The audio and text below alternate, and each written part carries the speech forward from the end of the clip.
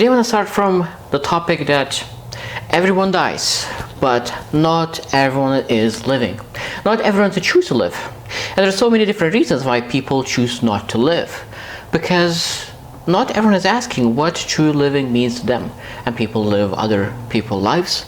And they, of course, because if they live other people's lives, they are not living their lives.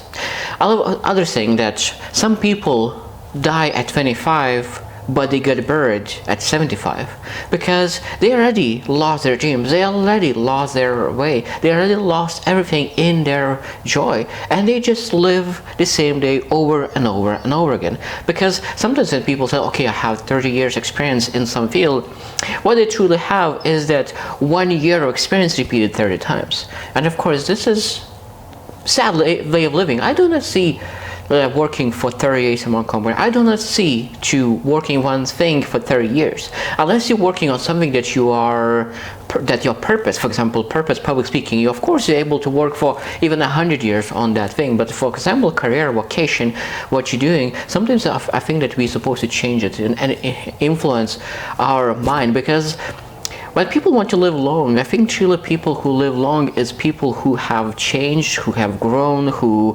have a joyful life, less stressful life. Because a lot of times people need to choose to live a joyful life, because stress and excitement is exactly the same thing, but means you need to choose excitement over stress. Because excitement creates exactly the same feelings, but you need to choose excitement over stress. Now, when I think about growth, and there's open-minded person and closed-minded person. And of course, sometimes when you think about age, sometimes I think that of course the elderly will not be as tech savvy as a young individual, but that's not how it is nowadays. A lot of times 30 years old is no less than 50 or 70 years old, because that 70 years old is still always open-minded, learning always about new technology, and is very tech savvy, while that 30 years old is already closed-minded. He doesn't want to learn anything.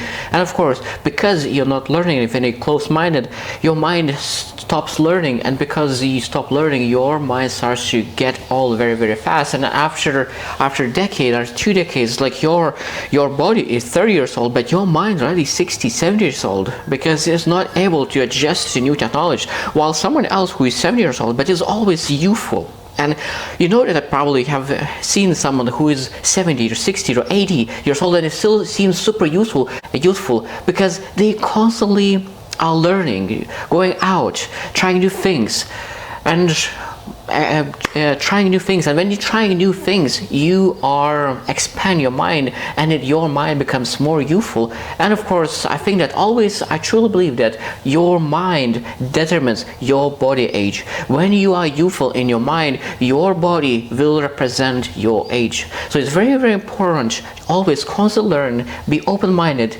and always learn something new. And when you learn always something new, you will live longer. I truly believe that. And when you live longer and you learn new things and you influence others and live with a purpose, that's how you potentially go move to a purposeful and joyful life. I hope you'll choose to win, and see you tomorrow.